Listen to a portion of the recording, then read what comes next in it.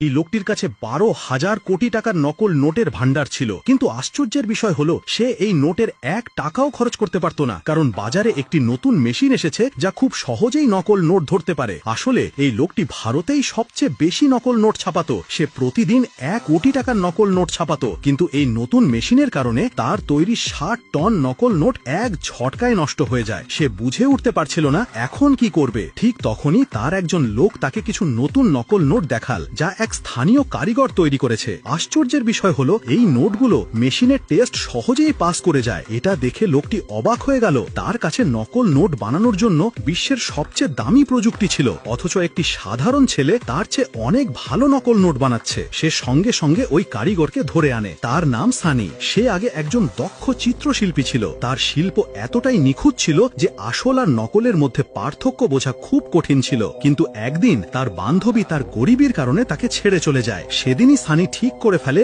যে সে আর ছবি আঁকবে না, বরং আসলের মতো দেখতে নকল নোট বানাবে। ভারতের নোটগুলো অত্যন্ত উন্নত প্রযুক্তিতে তৈরি হয়। সবচেয়ে কঠিন কাজ হলো নোটের মাইক্রো টেক্সট ও প্যাটার্ন হুবহু কপি করা। ডিজিটাল প্রিন্টার এগুলো ঠিক মতো বানাতে পারে না, কারণ ছোট ছোট ভাঙা প্যাটার্ন চলে আসে। এখানে সানির হাতের কাজ কাজে আসে। সে মাইক্রোস্কোপে নোটের প্রতিটি অংশ নিখুঁতভাবে দেখে নিজের হাতে হুবহু আঁকে। তারপর সেই অংশগুলো জুড়ে একটি পারফেক্ট মাস্টার শিট বানায়। এরপর সেই শিটে অনেক উন্নতি করা হয়। আগে এর ওপর নতুন নতুন স্তর চড়ানো হয়, তারপর কোটিং ও হিটিং করা হয়। কিন্তু প্রিন্টিং এর সময় আরেকটি সমস্যা আসে। পুরনো মেশিন একবারে শুধু একটাই রং ছাপতে পারে, অথচ আসল নোটে থাকে 4টে আলাদা রং। তখন সানির বন্ধু ফিরোজ, যে ছোটবেলা থেকে প্রিন্টিং প্রেসে কাজ করত, এগিয়ে আসে। সে একে একে 4টে রং প্রিন্ট করে এবং তারপর তাতে চকচকে সিকিউরিটি স্ট্রিপ যোগ করে। এভাবে নকল নোট তৈরি হয়। কিন্তু সানির কাছে এই নোটগুলো খুব নতুন লাগছিল। এগুলোকে আসল নোটের মতো পুরনো দেখাতে সে চায়ে ডুবিয়ে শুকিয়ে নেয়। এবার নোটগুলো সত্যি